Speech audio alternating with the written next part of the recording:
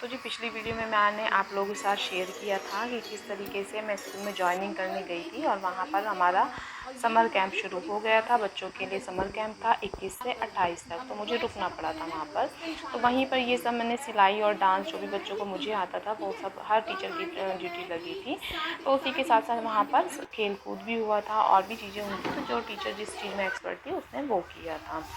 तो जी मौसम हो गया था बहुत ही सुहावना। तो 28 मई का है ये, हम लोग उसी दिन वापस आ रहे थे। तो रात के हमारी ट्रेन थी, तो शाम को ये देखिए कितना प्यारा मौसम हो गया था, एकदम बादल उमड़ उमड़ कर आए थे और बारिश भी बहुत ज़्यादा हो गई थी।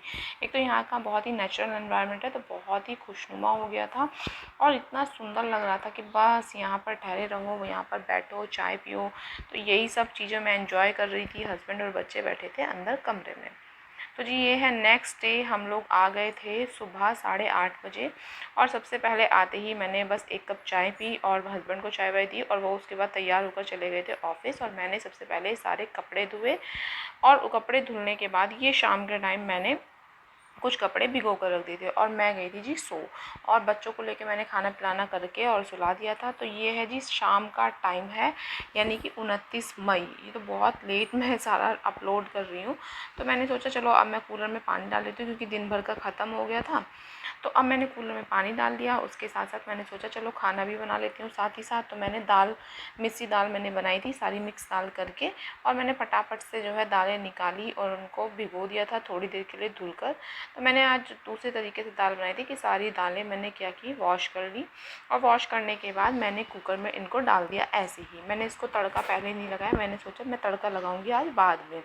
तो मैंने इसमें जो है पानी डाल दिया है और इसमें दाल डाल दी है। और मैं इसमें जो मसाले हैं जैसे कि हल्दी है, नमक है और मिर्ची, धनिया वगैरह, मैं इसमें थोड़ा थोड़ा सा ऐड कर देती हूँ। और उसी में मैंने टमाटर भी डाल दिया था, क्योंकि अगर पता नहीं टमाटर कैसे आ रहे हैं कि आप फ्राई करने के लिए कोशिश करो तो ये गलते नहीं है। तो मैंने जो ना इनको क्या किया कि इसी में टमाटर एक डाल दिया कि जिससे सीटियाँ लग जाएंगी। और इसको मैं निकाल लूँगी पहले फ्राई करने से पहले, और इसका छिलका उतार के इसको कर लूँगी मैं मैश। तो ना तो इसमें आपको ज़रूरत पड़ती है इसको ग्राइंडर में, मिक्सर में पीसने की, ऐसे ही बहुत ही बढ़िया हो जाता है और उसका टेस्ट भी बहुत बढ़िया आता है। तो मैं सारे मसाले भी इसमें डाल दे रही हूँ। नमक डाल दिया, धनिया डाल दिया, थोड़ी सी हल्दी मैं डाल दूँगी, थोड़ी सी मिर्ची मैं डाल दूँगी, क्योंकि मेरे बच्चे अभी छोटे हैं, यानी कि बेटा तो बहुत ही छोटा है और बेटी जो है मेरी वो है चौथे साल में चल रही है। तो फिर मैं उसको थोड़ा कम ही मिर्ची, हम लोग भी खाते हैं बच्चे की वजह से, मैं भी थोड़ी कम ही खाती हूँ, हस्बैंड भी कम ही खाता है। तो ये जी मैंने टमाटर भी इसमें डाल दिया था और मैंने इसको कर दिया था जी, इसकी लिड लगा दी थी और इसमें मैंने सीटी लगाने के लिए छोड़ दिया था। उसके बाद मैंने प्याज कट कर लिया, थोड़ा सा अदरक लहसुन वगैरह मैंने बारीक बारीक चॉप कर लिया था, क्योंकि मुझे लगाना था तड़का। तो मैं यही करती हूँ कि मैं ऐसा नहीं करती हूँ कि दाल बनने रख दी तो बैठ गई, फिर उसके बाद जैसे ही दाल बनेगी फटाफट से हम जो है इसमें तड़का लगा देंगे। तो इसलिए मैं ना साथ ही साथ करती रहती हूँ, तड़का भी लगाने का काम या फिर आटा लगाना है बीच बीच में, जैसे छोटे मोटे बर्तन पड़े हैं सिंक में वो भी मैं साथ ही साथ करती रहती हूँ। तो ये सबसे अच्छा तरीका होता है टाइम बचाने का। जैसे आप करोगे वैसे ही आपको महसूस होगा कि हाँ भाई काम तो जल्दी निमटता जा रहा है। तो पहले मैं क्या करती थी कि बच्चों के साथ बैठ गई या कुछ भी, अब मैं सोचती हूँ कि जैसे बच्चा सो रहा है, मेरा छोटा बच्चा है, सो रहा है, फटाफट से कर लेते। तो जो नई नई मदर हों वो बताइएगा, अगर मेरी वीडियो देख रही हैं वो किस तरीके से काम करते, तो मुझे भी कुछ सजेशन मिल जाएगा। बट मैं यही करती हूँ कि जैसे मेरा बच्चा सो जाता है तो मैं फटाफट से क्या करती हूँ कि मैं अपने काम निपटाने शुरू कर देती हूँ। कई बार तो मैं जी शाम वाला जो खाना है ना वो 7 बजे तक बना भी लेती हूँ। तो ये कुछ पुरानी बोतलें थी तो मैं इनको इकट्ठा करके एक साइड रख रही थी कि सुबह कूड़े वाला आएगा तो मैं उसी को दे देती हूँ।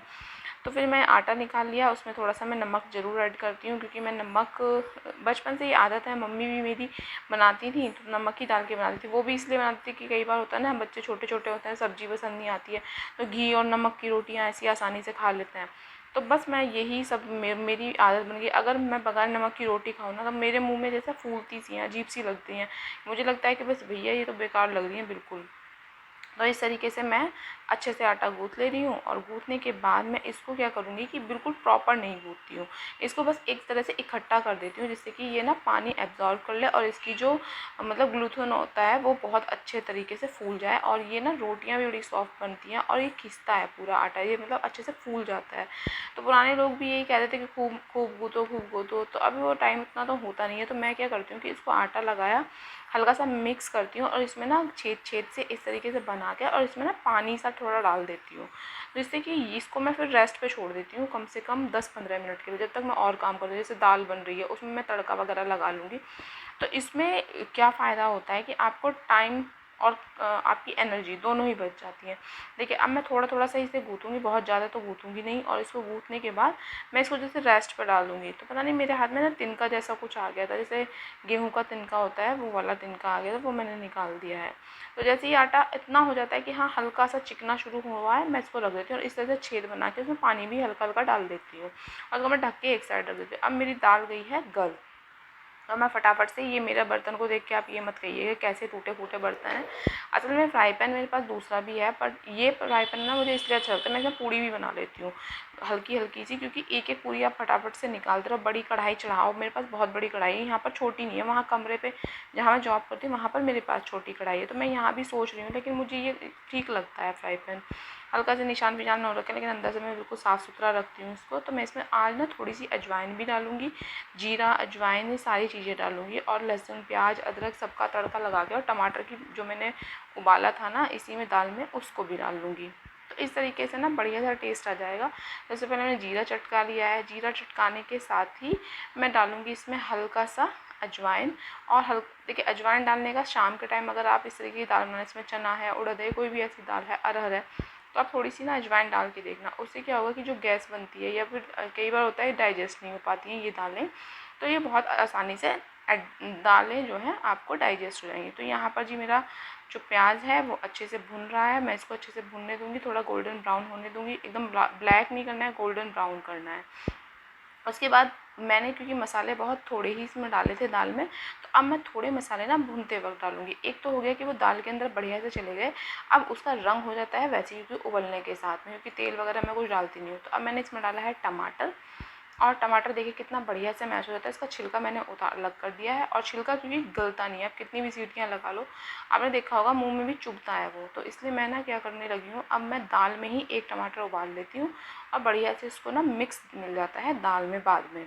तो ये देखिए कितना बढ़िया से भुन रहा है, इसका कलर भी इतना सुंदर लग रहा है ना, ऑरेंज ऑरेंज टमाटर सा राइट सा कुछ ऐसा हो गया है। तो बहुत अच्छे से इसका पानी सोखने देंगे, और मैंने इसमें दाल डाल दी है। तो जो मसाले हैं ना मैंने थोड़े से इसमें और ऐड किए थे, जैसे कि मैंने हल्का सा मिर्च और इसमें डाला था धनिया पाउडर या फिर किचन किंग, ये 2-3 चीज़ें ही डाली थी। तो अब देखिए ये आटा मेरा हो गया बिल्कुल चिकना डो, एकदम तैयार हो गया है।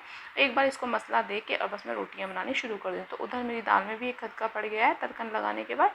और अब मैं इसी में ना, आज मेरे पास क्या था कि जो रोटी में रखने वाला पेपर है वो हो गया था ख़त्म, और मैंने क्या किया टिश्यू पेपर ही रख लिया, क्योंकि अभी मैं जाऊंगी बाज़ार 1-2 दिन बाद, क्योंकि अब मुझे हो रखी है थकान बहुत ज़्यादा, क्योंकि ट्रैवल का भी है, उधर बच्चे भी संभाल रही थी, खाना वगैरह सब कुछ।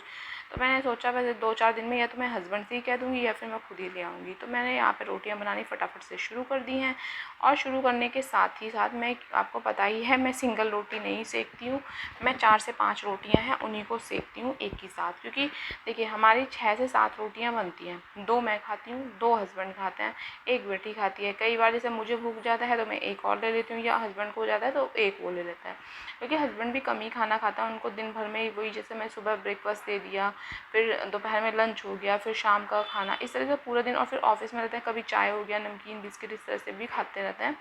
तो बहुत ज़्यादा उनको भी भूख नहीं लगती है शाम के टाइम, और वो भी खुद ही कहते हैं कि हल्का सा खाना खाना चाहिए, क्योंकि हम कहीं टहलने वहलने तो जा नहीं पाते शाम के टाइम, क्योंकि वो हो जाते हैं लेट ऑफिस से आते आते। तो मैं बेटी से भी बातें कर रही हूँ, वो कुछ कुछ मुझसे कही जा रही थी, तो मैं उससे भी बातें कर रही हूँ। तो यहाँ मेरी रोटियाँ बन गई हैं, और लास्ट रोटी सेकने से पहले मैंने घी का डब्बा भी निकाल के रख लिया है, और फटाफट से मैंने सारे बर्तन में डालती जा रही हूँ सिंक में। मुझे चाहिए एकदम स्लैब ना साफ़ सुथरा। तो जैसे ही मेरी रोटियाँ बन जाती हैं, मैं फटाफट से क्या करती हूँ कि वहाँ से सारे सामान हटाती चलती हूँ, जिससे कि मेरे को फिर बीच में अटके ना कोई काम। तो यहाँ पे मैंने रोटियां जैसे सेक दी हैं, अब मैं लगा दूंगी इनमें घी, क्योंकि घी लगाने से, जैसे अभी ये टाइम हो रहा था 7:30 पौने 8 का, तो हस्बैंड आएंगे वही 7:15 8:30 के लगभग।